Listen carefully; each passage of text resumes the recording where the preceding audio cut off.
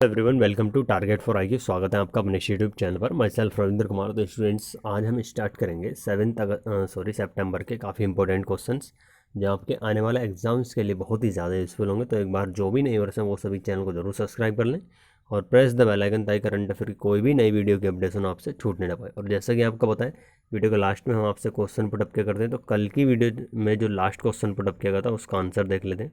तो कल की वीडियो में जो लास्ट क्वेश्चन पुटअप किया गया था, बुक्सा टाइगर रिजर्व पार्क किस राज्य में स्थित है? तो ये आपको पता होना चाहिए, वेस्ट बंगाल में स्थित है। कहाँ पर है? पश्चिम बंगाल में।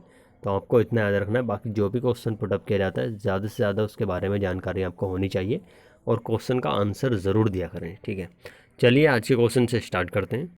देखिएगा, फर्स्ट क्वेश्चन है यहाँ पर, हाल ही में किस देश के पूर्व दिग्गज बल्लेबाज इयान बेल, नाम याद रखिएगा, इयान बेल ने क्रिकेट के तीनों प्रारूपों से संन्यास लेने की घोषणा की? तो काफ़ी इंपॉर्टेंट है, ये बल्लेबाज हैं इंग्लैंड के, ठीक है, इयान बेल। तो आपको इतना इस क्वेश्चन से याद रखना है। चलिए क्वेश्चन नंबर 2 देख लेते हैं। हाल ही में बुंदेली लोकगीत गायक देशराज पटेरिया का निधन हुआ है, उनका संबंध किस राज्य से है? तो देशराज पटेरिया जो है, इनका संबंध है उत्तर प्रदेश से, ठीक है। आपको पता ही है, जो बुंदेलखंड रीजन है वो उत्तर प्रदेश के साउथ रीजन में आता है। और आपको यहाँ पर यही पता होना चाहिए कि वर्तमान में उत्तर प्रदेश के सीएम योगी आदित्यनाथ जी हैं और गवर्नर राज्यपाल जो है वो आनंदीबेन पटेल हैं। तो आपको इतना इस क्वेश्चन से याद होना चाहिए। और साथ ही साथ ये भी याद होना चाहिए कि जो वेंटिलेटर के साथ बेड की सुविधा प्रोवाइड कराने वाला वो कौन सा राज्य था पहला? वो भी यूपी था, ठीक है। मनरेगा के तहत सबसे ज़्यादा रोजगार देने वाला वो भी कौन सा स्टेट है? यूपी है, ये भी आप याद रखिएगा। दुधवा नेशनल पार्क ये कहाँ पर है? UP. NRI unified portal launch करने वाला पहला स्टेट कौन सा था? वो भी यूपी। तो इतने फैक्ट आप यूपी से रिलेटेड याद रखिएगा। जितने भी फैक्ट बताए जाते हैं उन्हें नोट डाउन करते हुए चलिएगा। सिंपली है कि हम धीरे धीरे सारे फैक्ट हर स्टेट के बारे में कवर कर लेंगे, फिर हमको किसी स्टेट का अलग से कुछ पढ़ने की ज़रूरत नहीं पड़ेगी। यही आपका स्टैटिक जीके कवर करेगा। तो चलिए क्वेश्चन नंबर 3 देख लेते हैं। हाल ही में रक्षा मंत्री राजनाथ सिंह किस देश की यात्रा पर रवाना हुए? आपको पता है, अभी हाल ही में रक्षा मंत्री राजनाथ सिंह रूस की राजधानी मॉस्को में, ठीक है, मॉस्को में जो रूस की कैपिटल है वहाँ पर एससीओ की बैठक में भाग लेने गए थे। और यहीं पर रूस ने नो आर्मी, ये भी आपको याद रखना है, कंडीशंस रखी थी नो आर्मी सप्लाई की। वो किसके लिए रखी थी? पाकिस्तान के लिए, ठीक है। तो कोलरेट करके पढ़ने में क्वेश्चंस को और ही मज़ा आता है, याद भी रहते हैं। अब आपको ये देखना कि वहाँ से फट से इन्होंने डिसीजन लिया और किस देश की यात्रा पर रवाना हो गए? ईरान की, यानी कि ईरान की कैपिटल तेहरान के लिए रवाना हो चुके हैं अब। तो यहाँ से भी कुछ फैक्ट निकलेंगे, वो अभी अगली वीडियो में देखेंगे। बाकी आपको याद रखना है कि जो ईरान है, ईरान की कैपिटल तेहरान तो है ही, बाकी अभी करेंसी चेंज हुई थी, अब उसकी करेंसी तोमान है, ठीक है। आपका याद रखना क्या है? ईरान की करेंसी तोमान, और पहले क्या थी? रियाल। तो आपको इतना इस क्वेश्चन से याद रखना। और ईरान के वर्तमान जो राष्ट्रपति हैं वो हसन रूहानी हैं। जितने फैक्ट याद आते जाते हैं मैं बार बार उनको रिवीजन कराता रहता हूँ। अब जैसे कि ईरान के जो जनरल थे कासिम सुलेमानी, उनको किस देश की जो भी खुफिया एजेंसी थी उनके द्वारा मार गिराया था? वो अमेरिका की। तो ये भी आपको याद रखना है। कासिम सुलेमानी का संबंध किस देश से था? वो ईरान से ही थे, ठीक है। चलिए अब यहाँ पर ईरान के बारे में भी थोड़ा इंटरनेशनल फैक्ट देख लेते हैं। ये है आपका ईरान। यहाँ पर दो डेजर्ट हैं, एक तो दस्तलुत और एक दस्ते काबिर, दो मरुस्थल हैं, ये आपको याद रखना है। जागरोस पर्वतमाला ये ईरान में है और एल्ब्रूस ये भी ईरान में है, ठीक है। तो आप इतना इस क्वेश्चन से याद रख सकते हैं, काफ़ी इंपॉर्टेंट फैक्ट है। चलिए क्वेश्चन नंबर 4 देख लेते हैं। हाल ही में जारी state of young child report 2020 में प्रथम स्थान पर कौन सा राज्य रहा है? काफ़ी इंपॉर्टेंट है। तो इसमें रहा ऑप्शन नंबर डी, यानी कि केरल। केरल इसमें फर्स्ट प्लेस पर रहा है state of young child report 2020 में। अब यहाँ पर यह बात आती है कि ये जारी किसने की है? तो एक एनजीओ है क्रेच, क्रेच नाम से एक एनजीओ है, वो इसको जारी करता है। बस इतना ही आपको याद रखना है। बाकी ये जो भी बाल विकास कल्याण से रिलेटेड जो भी इनके पैमाने होते हैं, स्किल्स होते हैं, उसी के बेस पर ये रिपोर्ट तैयार की जाती है। तो पहला तो केरल है और दूसरा गोवा है, याद रखिएगा। केरल यहाँ पर देख सकते हैं आप मैप में, ये है केरला, ठीक है। केरला की राजधानी केरल की तिरुवनंतपुरम है और केरल के वर्तमान में सीएम पिनाराई विजयन है, और आपको पता ही है गवर्नर तो मोहम्मद आरिफ खान, ठीक है, आरिफ मोहम्मद खान, ये है वहाँ के गवर्नर। तो आपको इतना इस क्वेश्चन से याद रखना है। चलिए क्वेश्चन नंबर 5 देख लेते हैं।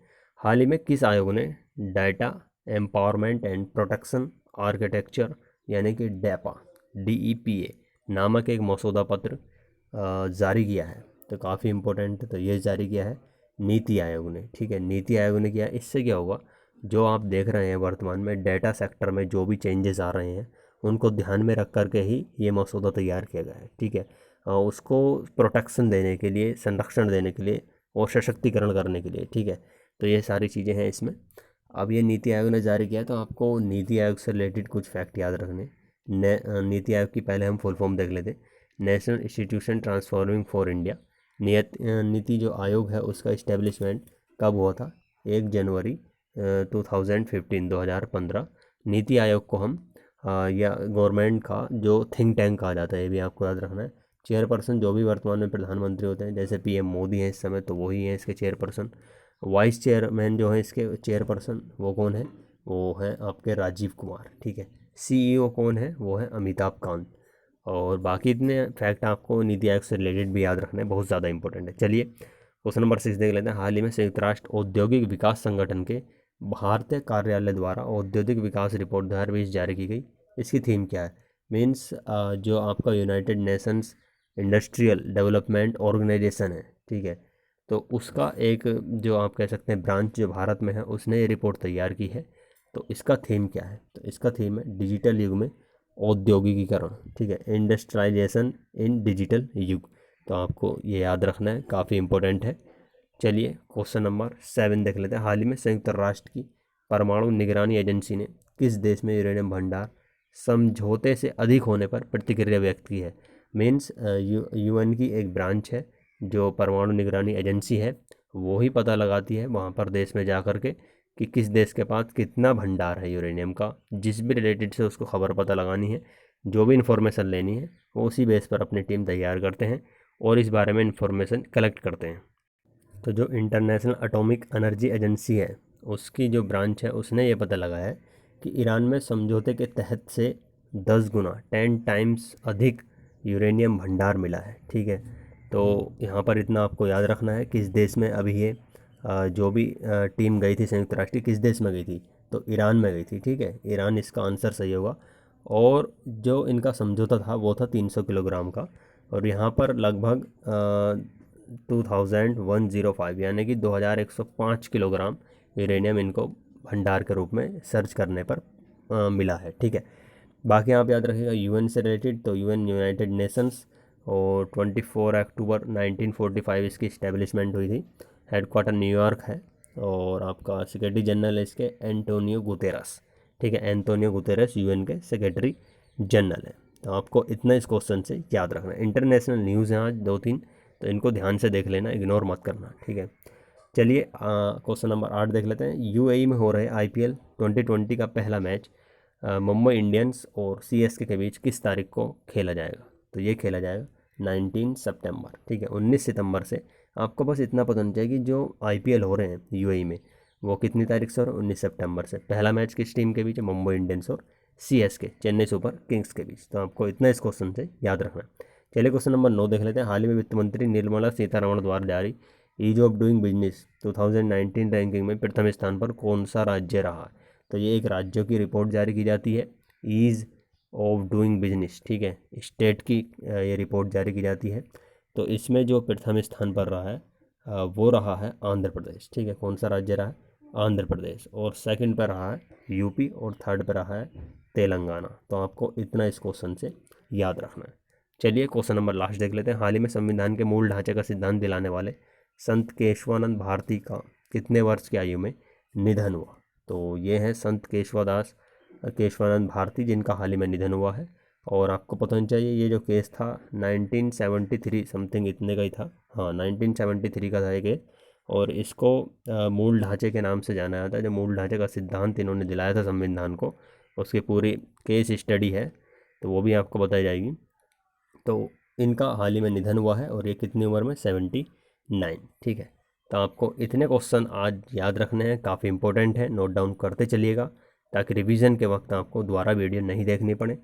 और बाकी आज का क्वेश्चन आपका हाल ही में चर्चा में रहे चोरा चर्च का संबंध किस देश से है, काफ़ी इंपॉर्टेंट है, आंसर की आपको प्रोवाइड करा दी गई है। चलिए मिलते हैं नेक्स्ट वीडियो में, और वीडियो पसंद आती है तो लाइक कमेंट ज़रूर करें।